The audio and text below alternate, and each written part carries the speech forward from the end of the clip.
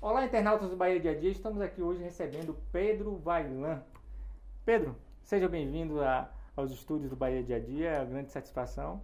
E antes de tudo, para as pessoas que não conhecem, nós que somos da imprensa já conhecemos, sabemos da sua história, mas apresente aos nossos internautas do Bahia Dia a Dia. Tá, boa tarde. É um prazer, uma honra estar aqui, né? Mas eu vim para cá, para essa região, em final de 91, que eu sempre falo aí. Eu vim com um sonho debaixo do braço, que era implantar um projeto de desenvolvimento para a região. E por que a região?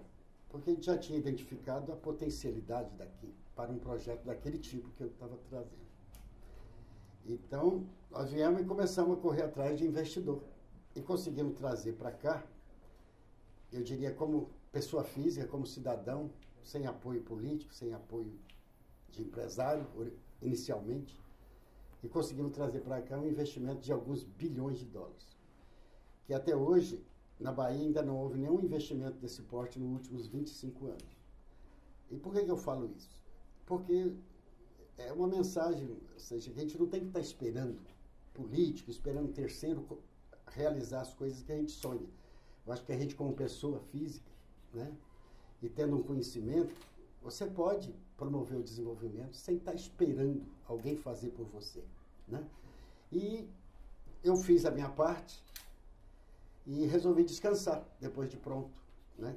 Que aí depois era uma rotina de empresa, que não é o meu forte. E aí uns pseudo-amigos apareceram na minha casa e tentaram me tirar do meu sossego para ser político. Como eu vinha sempre comentando que o momento que nós estamos vivendo no nosso país, eu às vezes falo que é a última oportunidade que Deus está dando para o nosso país. É de nos levantarmos agora e tentar mudar. E a outra coisa que eu sempre falo é que você só muda o país se você mudar a cidade.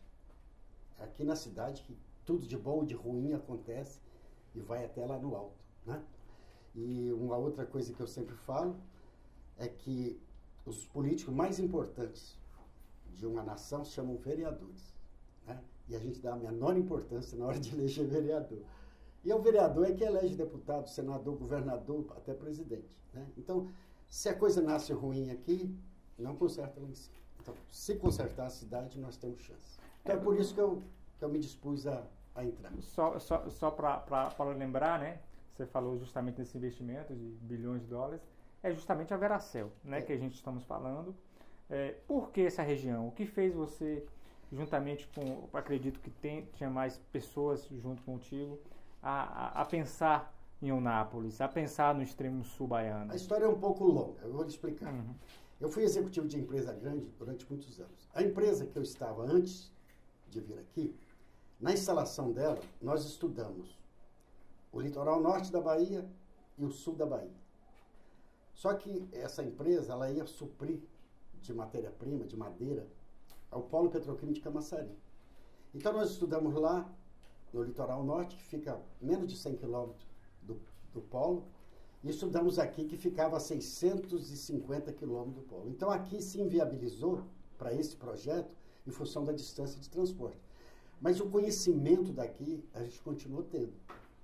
Então depois que essa empresa lá, em Alagoinhas, era no litoral norte, ela se viabilizou, aí quando foi em 89, meados de 1989, eu e um amigo meu que tinha participado desse processo, aí eu falei para ele, agora está o espaço, está o momento da gente implantar um projeto industrial no sul da Bahia. Ele falou, por quê? Eu falei, porque é o melhor lugar do mundo para esse tipo de investimento. E segundo, porque você tem lá o sul da Bahia, que viveu durante muito tempo da economia das serrarias, né? Eu me lembro aqui que em 1900 e que... Principalmente Tabela, né? Essa região, né? Eu lembro que no entorno de Eunápolis, em 1980, eu acho que existia pelo menos umas 30 e tantas serrarias. Só que acabou, né? E a região como um todo, ela ficou órfã de investimento. Então você tinha um lugar com a melhor vocação técnica para aquele tipo de negócio. Você tinha uma região que estava demandando, que estava precisando de um gerador de riqueza e renda. né? Uma região que tinha uma infraestrutura boa, um aeroporto bom, né? Tinha uma condição, por exemplo, de ocupação rural muito baixa e predatória, né? O que restou depois da exploração madeireira? Restou pastagens degradadas, aquelas coisas que não sustentavam nem adequadamente um rebanho. Então, juntou esses fatores todos, nós escrevemos o projeto, né? Bom, aí eu olhei para a cara dele, ele olhou para a minha cara e falou, e agora? Nossas economias não dá para tocar isso. Aí fomos procurar investidores. E quando foi em 97, nós conseguimos o sócio estrangeiro, que é a História Enzo, que está aí até hoje. O que fez você continuar em Eunápolis e hoje, onde você trabalha, o que é que você faz aqui na região? Eu estava absolutamente sossegado na minha casinha, tranquilo, e apareceram uns amigos para me cobrar do meu discurso. Porque eu considerava assim, eu fiz a minha parte, eu dediquei uma boa parte da minha vida útil para construir isso. E não foi pouco, não. Foi um esforço enorme. Aí eu tomei uma decisão de parar. E como eu gosto da região, eu falei, vou ficar no mesmo lugar, na mesma casa que eu moro há 20 e tantos anos. Mas aí, esse sócio estrangeiro da Veracel me pediu que se eu podia abrir 2 novas frentes para projetos desse tipo, uma no Uruguai e uma no Rio Grande do Sul. Então eu fui, ainda passei, que é 1 ano e pouco, construindo essa base. Depois eu voltei para ficar sossegado aqui. Você iniciou justamente falando sobre a política, né? E agora o mais interessante, a gente observa que vários amigos, várias outras vertentes, até algumas entidades, pessoas ligadas a algumas entidades, começou a falar em seu nome para essas eleições de 2018. Né? Como é que você recebeu, digamos, esse intimato, né? Esse pedido? Como é que você recebeu? A primeira reação foi expulsar ele lá de casa. Mas eu não podia... Mas é contraditório pela sua história, né? Né? Porque você iniciou o projeto assim, sozinho, sem questões políticas, e agora as pessoas precisando de você na política. E você com esse susto todo. Não, eu falei assim, vem cá, mas eu tenho uma reputação em Eunápolis, porque ela tem que ser boa, porque eu nunca tive nenhuma atitude que pudesse ser considerada inadequada, né? E quando esse pessoal chegou em casa, a primeira reação eu falei, não vou me meter nisso, porque não é... Mas eu falei, mas aí eu estou contrariando o meu próprio discurso. Exatamente, né? Que eu falei. Então, para ser coerente, eu tenho que entrar. Mas só que hoje existe a condição objetiva para isso, porque a sociedade está mudando. Se você falasse isso antes, 2 anos atrás aqui, eu não ia nem te receber para conversar sobre isso. Posso receber para conversar sobre outra coisa. Mas hoje não. Hoje existe a condição objetiva para que os homens de bem, né, que efetivamente querem contribuir, não estou dizendo para contribuir, virar anjo, não, é contribuir para o seu negócio e para a sociedade que ele vive, onde ele conseguiu se desenvolver, né? Então, na hora dele mostrar que não tem que estar outro lutando por ele, não. Ele tem que fazer parte do exército, né? Então, foi por isso que eu entrei. Porque eu acho que hoje existe a condição objetiva da gente, vamos dizer assim, fazer esse expurgo. Eu tenho certeza que hoje existe condição para a gente mudar esse quadro. Acho que a vergonha está mais voltada à questão justamente política, mas o povo em si, como você mesmo falou, está com uma mentalidade totalmente diferente. Está mudando. Então, acho mesmo que o pessoal mais humilde já está mudando a maneira. Hoje você faz parte do 51. Fale um pouco sobre o partido, porque o que acontece? Hoje nós temos aí os partidos mudando de nome, né, tirando letras, né? Por que você escolheu esse partido e da onde surgiu o convite? Olha, eu não sou muito especialista nisso, porque eu acho que hoje os partidos são apenas uma maneira de você legalizar para poder concorrer. É lógico que também não pode ir para qualquer um. Então eu procurei aquele que tinha um programa bem próximo do que eu imaginava. Mesmo considerando que nenhum deles segue programa coisíssima nenhuma, né? Mas aí também tem os outros cálculos técnicos. Como é que é o nome? Coeficiente eleitoral. Então tem determinados partidos que têm os seus caciques lá em cima Então, ali já está praticamente dominado. Então, por orientação técnica, eu não entendo disso, e considerando que vamos dizer assim, o programa daquele partido é bem parecido com o que eu penso, foi que eu escolhi o Patriotas. Então foi por isso. E mais uma grande vertente que a gente pode falar na política, e você tocou justamente no assunto, que é o dinheiro, né? As eleições estavam muito voltadas, justamente como o senhor falou agora há pouco. Eu também acredito que a população hoje tem uma visão totalmente diferente, né? Onde aquela questão de compras de votos, né? Tem que ter dinheiro para se ganhar uma eleição. Como é que o senhor vê isso? O senhor concorda com essa afirmação de que é necessário investimento financeiro para compras de voto ou para poder ganhar uma eleição? Eu acho que isso ainda está em processo de mudança, mas ainda é dominante. Ainda é o que domina, né? E uma outra coisa assim, independente disso, é as pessoas formarem grupos. Ah, é o meu grupo agora que está aqui, ó. Não, o meu grupo depois vem. Pô, o grupo é máfia, né? A máfia é um grupo. Se bem que dizem que máfia boa é aquela que você está dentro e ruim é aquela que você não está dentro, né? Mas acabar com essa história de grupos. O camarada, ele se alia a um grupo não é porque ele está da linha do pensamento dele, né? É mais por uma conveniência pessoal. Então isso também tem que acabar.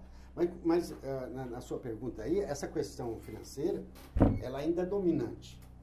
Agora, a vantagem é que ela está decrescendo, ela está diminuindo, né? Que as pessoas estão mais... As redes sociais têm ajudado muito. E isso que incentivou o senhor a tomar a decisão isso, de porque repente... Nós não temos, assim, de apoio financeiro. Nosso apoio financeiro é zero, é nenhum. Né? Até agora, até gostaria que tivesse sempre dentro da forma legal, né? Se alguém pudesse apoiar. Mas não temos nada. Nós estamos aí com a cara e a coragem e esperando que haja uma integração melhor com essas pessoas que estão ou que se alinham com o que a gente está pensando. É isso que eu acho. Estão ameaçadas. Eu fico olhando aqui, eu estou me candidatando a deputado estadual e eu fico olhando quem são os meus concorrentes. Né? Não estou entrando no lado pessoal, é o que eles representam, né? Eu falo, tem aí uns que estão há 32 anos na política. Aí eu olho e falo assim, mas me diz aí, qual é o rastro positivo que ele deixou aqui para nós? É nenhum, é zero, né? Aí eu olho o outro, falo, o que ele fez? Nada. Não entendo isso, certo? Como é que consegue esse domínio sem ter efetivamente contribuído? Porque eu entendo assim, o camarada vai inaugurar um posto médico, ele vai lá, inaugura, constrói, inaugura, bota uma placa, faz um discurso, daqui a um ano aquilo já não funciona mais. Então é uma indústria de inauguração de pequenas coisas, né? E considera que aquilo é grande obra, né? Ah, botei um asfaltinho ali na rua tal, grande obra. Não é isso. E se demora às vezes, né? Nós temos exemplo... O maior programa social que existe é o emprego. É o emprego que dá dignidade para uma família, não é isso? Então, você tem que correr atrás para gerar riqueza e renda, que é o que emprega as pessoas, né? Não é migalhas. Então, felizmente, a população está se dando conta de que não são essas migalhas que vão resolver o problema delas, né? Agora, é interessante que a nossa região ela é típica de se falar assim, mas se cobra muito novo, precisamos de nomes novos, precisamos de pessoas íntegras na política. Aí, quando aparecem, vem alguns questionamentos que eu gostaria que o senhor me explicasse e o que o senhor acha também. Um dos questionamentos é, mas nunca esteve aqui e agora que é ano político, aparece, né? O senhor está preparado para esses tipos de questionamento?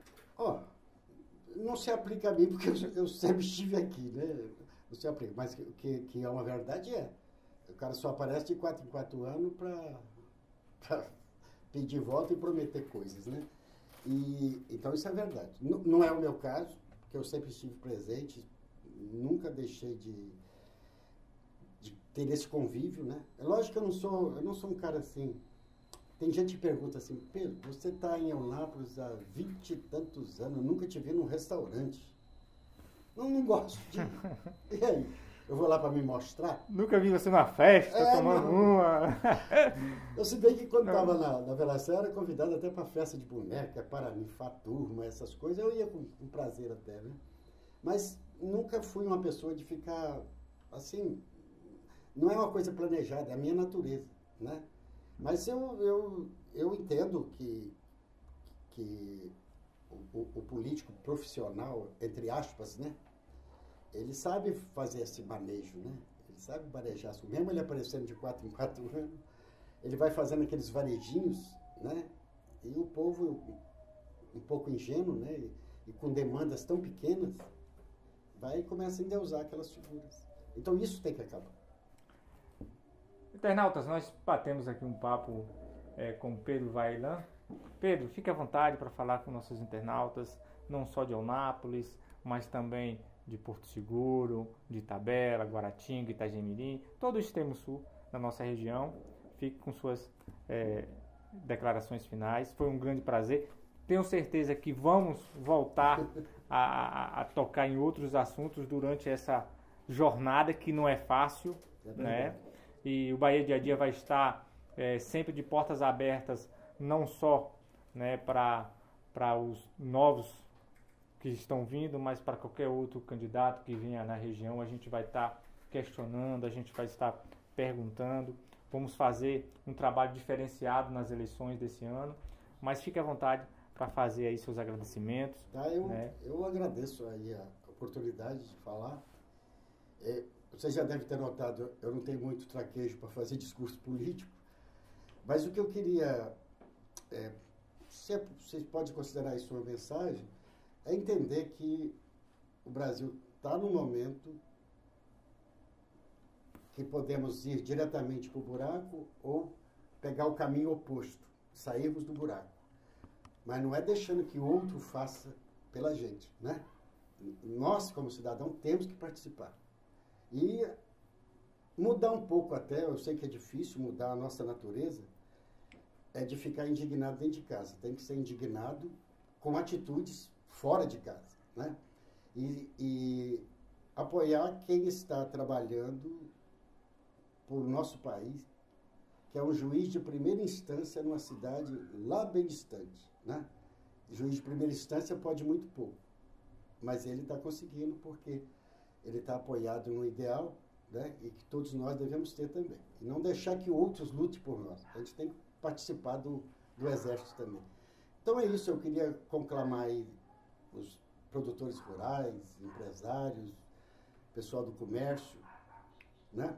Para entender isso e tomar uma atitude de acordo com a sua convicção, mas não ficar muito mais ainda nesse negócio de eu sou amigo do fulano, por isso que eu vou votar nele, eu estou no grupo tal. Vamos abandonar isso, vamos olhar a nossa cidade, a nossa região e ver se a gente pode, pelo menos, encaminhar uma solução para elas. Eu fui convencido por amigos e a minha convicção era também de que deveria participar, né? E parar de ficar indignado dentro de casa, como eu sempre falo. Então, eu estou aproveitando que o momento é adequado para que as pessoas de bem participem da política e não fiquem só na crítica da política, né? E dos políticos. Então, eu estou colocando meu nome pelo Patriotas para disputar a eleição para deputado estadual. E espero contar com a compreensão, com o apoio de vocês. Obrigado.